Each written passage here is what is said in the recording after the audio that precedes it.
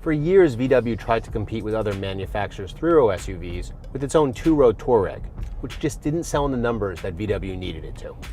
Enter the Atlas, or you can call it the At-Last. With its arrival, Volkswagen finally has a proper three-row SUV to directly take on its competitors. Volkswagen launched the Atlas with a single powertrain, a 3.6-liter V6 engine mated to an 8-speed automatic transmission. Both front and all-wheel drive are available. A 2-liter turbocharged 4-cylinder will be available down the road, but only on front-wheel drive versions. Out on the road, the Atlas is competent, but wholly unremarkable. There isn't any of VW's sporty DNA in the Atlas. Rather than crisp, engaging handling, the VW feels like a big, overgrown coach. But don't be surprised, this is what buyers really want in their mid-sized SUV.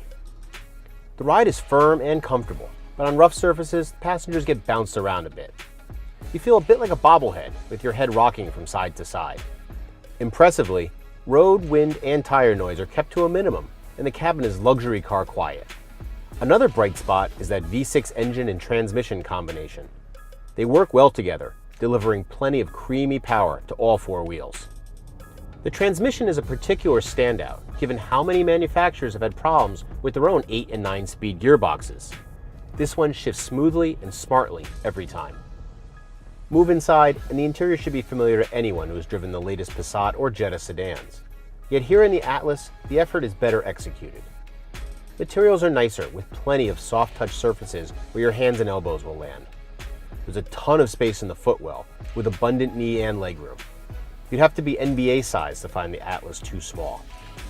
In the SEL version we bought, front seat occupants are treated to large seats with a wide variety of electric adjustments. They're great for long trips, although the cushions aren't quite as firm as in past Volkswagen products. We really appreciate the way Volkswagen laid out the controls. Competitors like the Honda Pilot and Toyota Highlander spread their buttons and touch-sensitive surfaces across the dash, as if it's a goal to use every surface possible. Not so with the Atlas. Drivers tall and short found the controls close at hand and easy to access. The touchscreen infotainment system is easy to use, with big fonts and a clear display, and the redundant buttons help a lot. Toyota and Honda should spend some time benchmarking this system. Space for passengers and cargo is plentiful. The second row seats have enough room for 3 adults, with abundant knee, toe, leg, and headroom. And there are enough power and charging ports to keep every electronic device fully juiced. Lift the leather on either outboard seatback and slide the seat forward, even if a child seat's installed, and you're greeted with a yawning abyss to the third row. The passageway is big enough for an adult to climb through, let alone a child. And that third row is very large, fine for adults and plenty roomy for kids. There's enough space for grocery bags or other items when the third row is raised, and folding down both rows of seats results in a large, flat cargo area. While it took VW a long time to get here, the Atlas does seem to check off all the boxes for a family-focused, three-row SUV. It remains to be seen how the Atlas will perform in our road tests, as well as in terms of reliability. For more on SUVs, check out consumerreports.org.